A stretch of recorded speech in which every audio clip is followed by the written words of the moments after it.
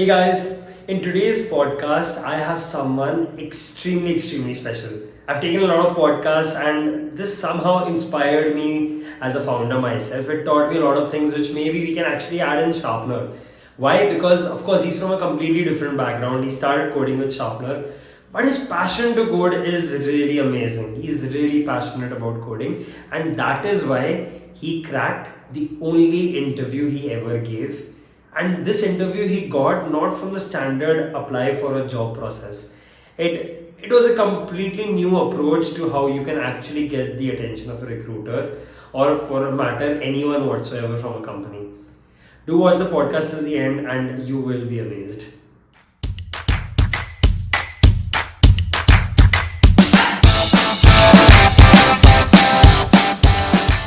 Pushkar, I glad to have you on the show. Hello, Kaustubh.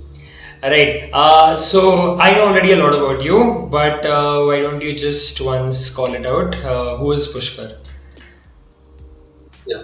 So, Pushkar is just a tech enthusiast guy who initially started with the mechanical domain. He has also explored various other domains like electronics, and I was working as a battery engineer. Then I tried coding and I fell in love with it. Like it was all logics and stuff. So I really like logic, implementing logic in my life. And then I found Sharpener through online reviews and all, and then I joined it, and here I am. Okay, that's a very nice introduction. Guys who are watching, this was not planned. Okay, I was about to ask, tell me something about yourself, and you give a nice third person opinion on it. Alright, so you started your journey from mechanical engineering. In college, you did not code at all. You said you started as a battery engineer. Actually, like there was a subject PPS which we have to learn. It's basically C programming. First year. So The first year. yeah, in my first year, the basic stuff, and I failed at that. So Okay, all right. So, from doing that first basic course to like having the and failing in that to having the courage to actually switching your career to the same thing, journey must have been challenging, but very curious. You said that you fell in love with coding. What was it that makes you passionate about coding? yeah. So I mean, initially when I started coding, I didn't know how to approach that, how to approach a coding problem. Like it's not like a theoretical history or science question that you have to memorize, and I used to memorize it. But then initially I started learning Python from YouTube. So Code with Hari, I started with it. So Python was technically like the syntax and all was pretty easy. That was there, and apart from that, I felt that this world is all about logic. Like here, it is if you write 2 plus 2, it will always be 4. It's not going to be something else, and that particular thing I really like. Like there's no partiality or biased or something else in this world, right? So that is something I love, and I love applying my brain to something. So that is how I started my journey as a coder. Got it. So since you're a big fan of logic and hence algorithms also, data structures, the DSA part of it, like that would have been quite interesting for you to grasp, but also challenging. Definitely. Yeah.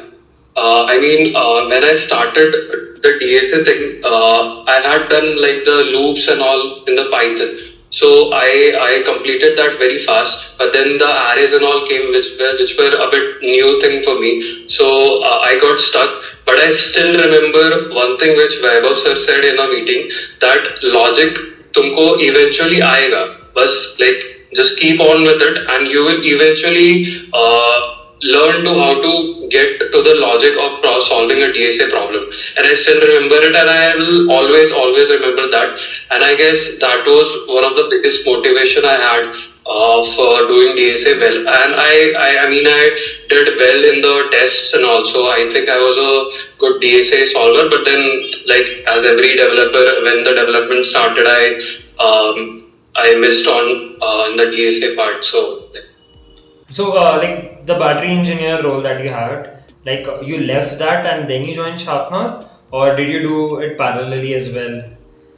No, no, no. I left it. See, in the battery domain, I was like, this I don't want to do all my life. Like this is not something I would want to do. I have a brain, I have critical thinking, and this industry is not where my skills would be, at 100% use. So I tried a lot of things. That is how I tried my few things in electronics domain too. I made some projects. So honestly, I don't differentiate that okay, mechanical is bad or electronics is bad or coding is good or whatever. Like in tech, everything is good. That's my perspective. But in the coding domain, it's all about logic, as I said, and I really liked it, so I switched to it. Does like the coding side of things, is that more mentally challenging, you're saying, than the mechanical side? It was more mentally tickling, I would say. Like I like that application of logic and reasoning and critical thinking.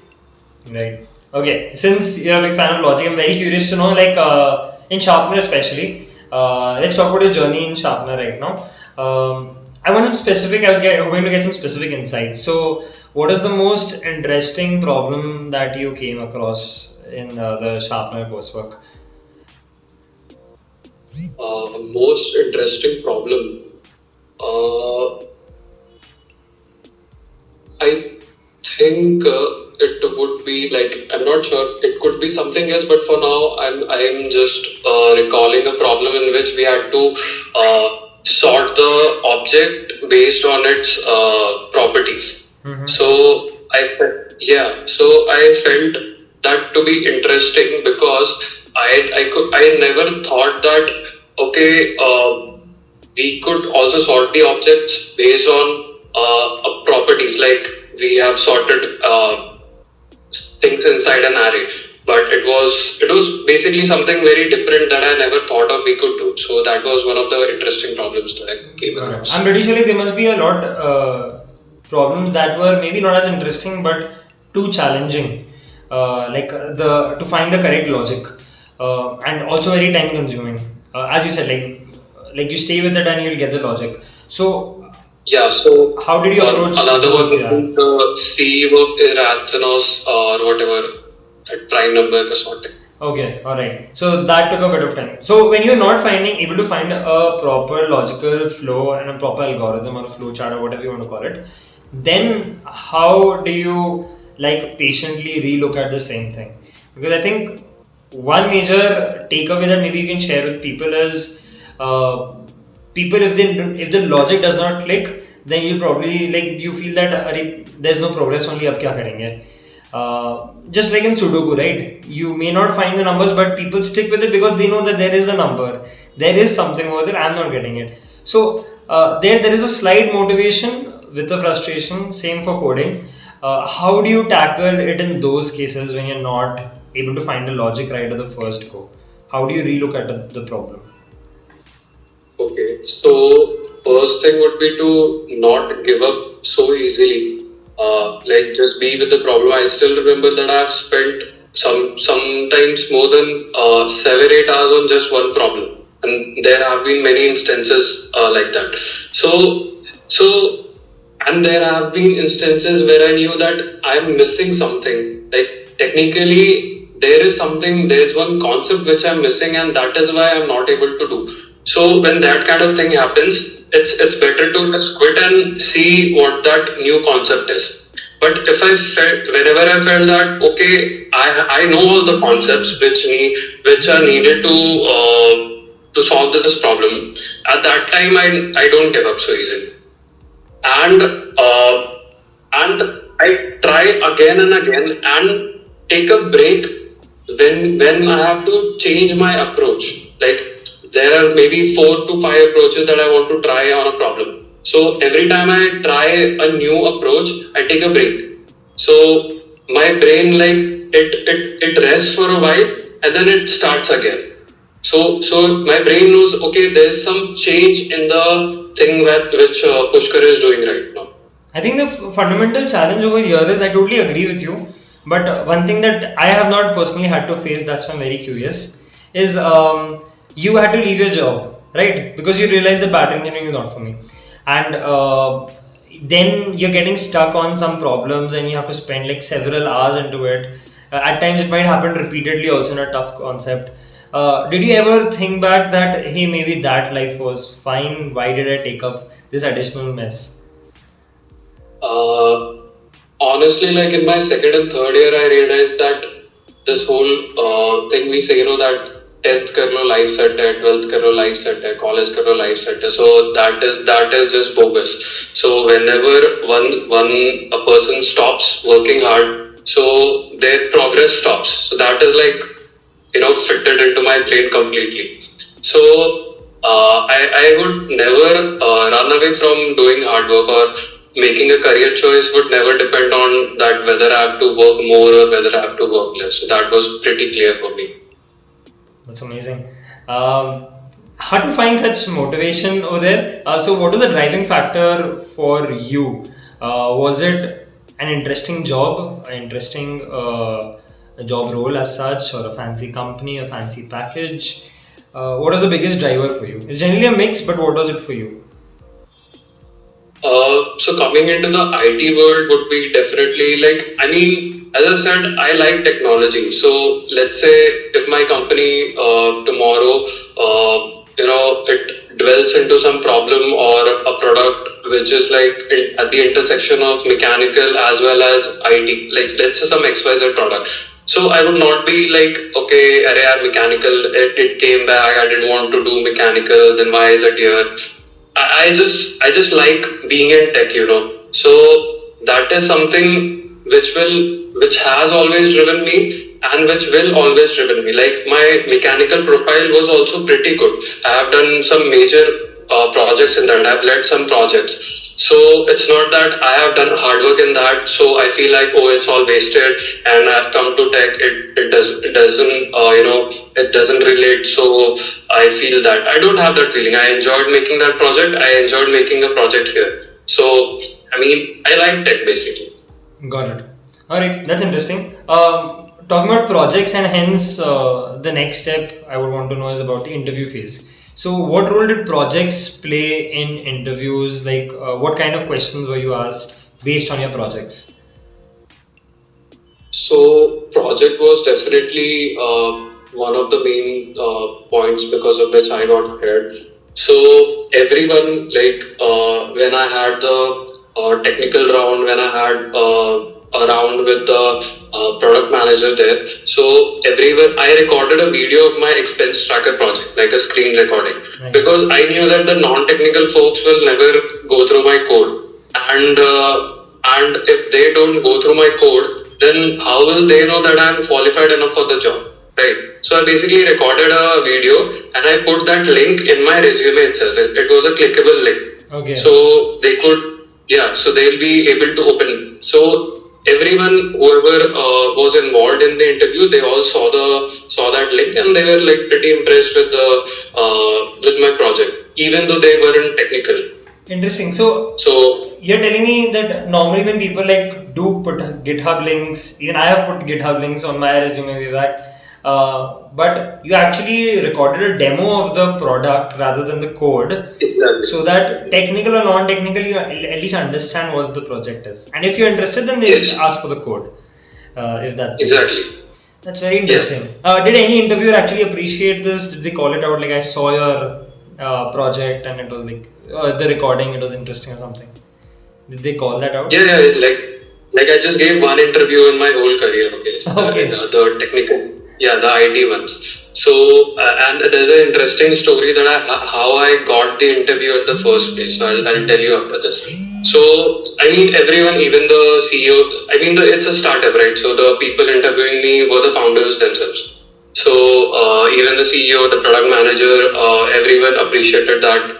Okay, I had a link, and I had everything, like literally, be it the payment integration, be it adding expenses, deleting expenses, whatever feature I had, everything was there in that video, and I had to make sure that it is a less than 10 seconds video, because nobody has that much time to like view a 5 minute video just for one candidate, right? So it has to be short, it has to be concise, and it should show everything. Very, very interesting. You said that you've just given one interview, like proper Yeah, technical yeah. interview. Yeah. So like that question and the story of how I got the interview is same basically. So I followed one of the med techs before completing this project, right? So Instagram algorithm suggested this company's reel. So it was quite interesting reel where the founders were chit chatting, they were like joking with each other. So I was like, okay, this is a really cool company to work with, and let's see if they're hiring. So I texted their Instagram handle, and one of them replied, like on the handle itself. So I said that, are you guys hiring? So I got a message that you can. I got the CTO's email ID. So I mailed the CTO, and in that mail, before mailing him, I went through their product which is currently available. So I jot down all the mistakes that the website or the product had, and I made a list of everything and with the solutions itself. And there was also I also created one API for them.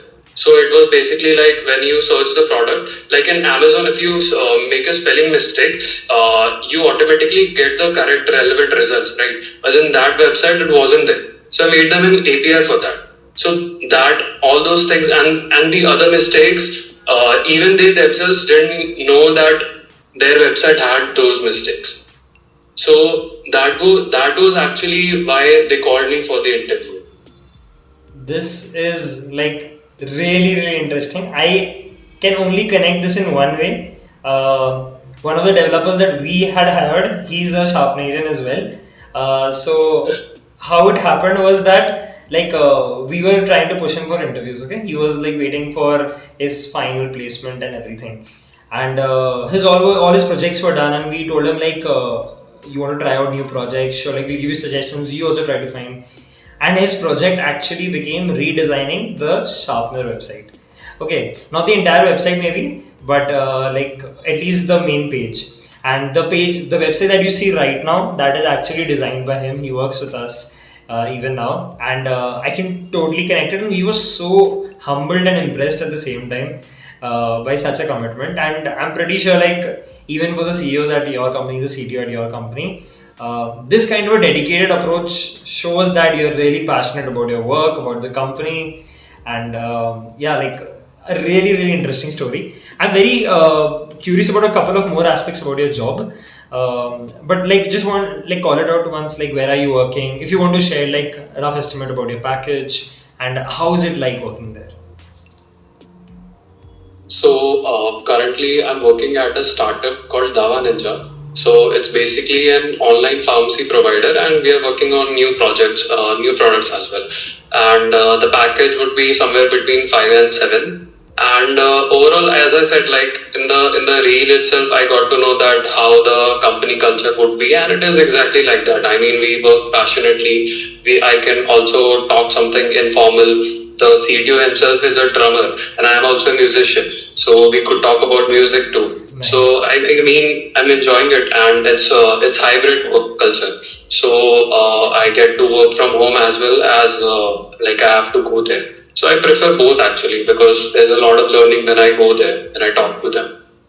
Nice. Yeah, you said you like music. I can see the guitar poster behind. You play the guitar? Yeah.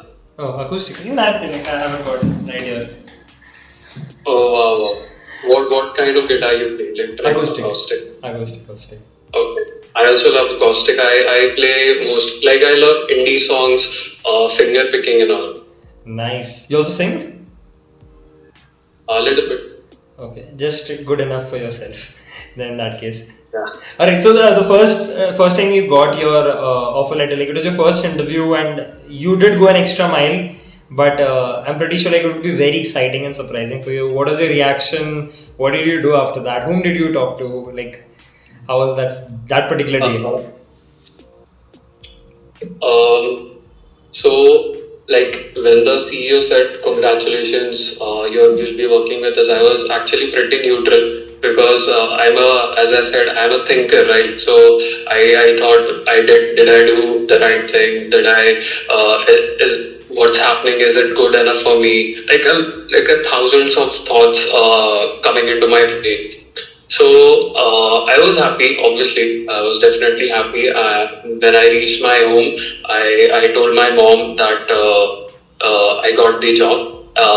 And I usually have a habit that I don't tell people while something is in progress, right? I only tell them once it's finished or I'm successful or I'm failed or whatever. So they didn't know that what's happening. Like they knew that I'm going somewhere for a company, but they didn't know that it's an interview or it's an interview for what. So it was a big surprise for them too. I called my brother. He was also happy. He told me that okay, this much is my share every month. So I was like, Does he get a share? yeah. All right, that's great. I think for a lot of families, like some families are very well off. Some families are pretty neutral about their children trying to experiment things. But not always it's so easy. Like, I mean, you are taking the decision of leaving an existing job, taking a break, studying, and then getting a job. I think the role of your family would also have been pivotal in these times. You want to like say something about that? Definitely, like my family has always been supportive of me, and they trust my decisions, and they're never like, okay, do this or do that. They're always in support of me because I mean, I also take a lot of thought into doing something. I think a lot. I take a lot of time to make such important decisions.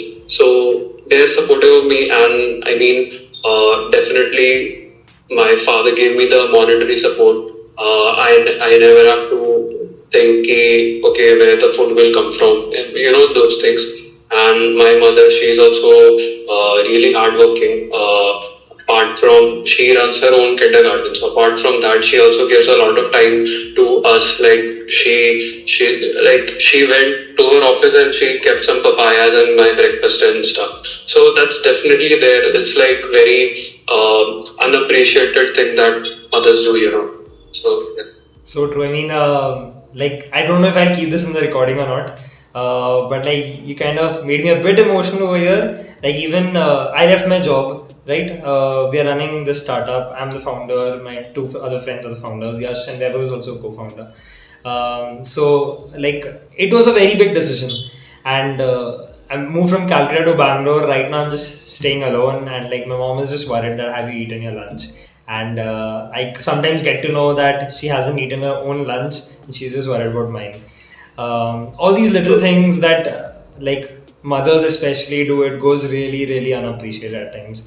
So congratulations to you, and also congratulations to your mom and dad and your brother for different reasons maybe. But yeah, a final couple of words. Like you said, you're a very rational thinker. So and you must have taken your time to decide to go to Sharpener for all this. Why was that? If I would like to know, what was the main driving factor? Um, First of all, I was looking for a pay after placement. Like already spent so much money in my private engineering college, then for JEE preparations. So I didn't want to be a burden on my family for some more time. So that was very clear that I didn't want to join an institute where I have to pay upfront. So I was looking for that. So I had like 4 5 institutes in my mind. Then I read the reviews on Quora and all. So Sharpener definitely had best reviews amongst every institute. The reviews and all on Quora, it was not a fake review or a glorifying just Sharpener. It was pretty real, it was pretty genuine. So I thought, okay, let's join Sharpener. Nice. Okay. And one final question I have. Based on your journey, based on your experience, and coming from a completely different background, like I think 50% of sharpener students are from a non CSIT background. So, what is your suggestion for them? How to like basically approach about coding, think about coding, live coding? Uh, I would definitely say that try to fall in love with this domain. I mean, like the thing I did for my company, the whole creating the API, finding all the bugs, testing the website. So I I shouldn't regret even if they did not hire me because I enjoyed that thing, right? Whatever I did for that 3-4 hours for the product, I enjoyed it and it was a good process for me. So it doesn't matter even if they don't hire me. I did not do just for getting hired into my company. So that should be the motivation or the love with the coding world that one has to have. Otherwise, they'll just be an employee taking salaries and like working their asses off. They'll feel like they're working their asses off and they'll never be able to like what they're doing.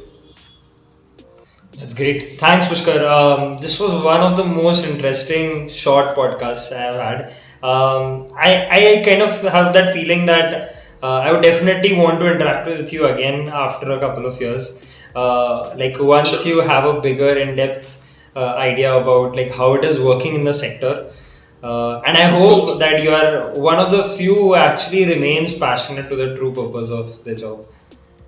Um, Thanks a lot, Pushkar. Great talking to you. Thank you so much for having me.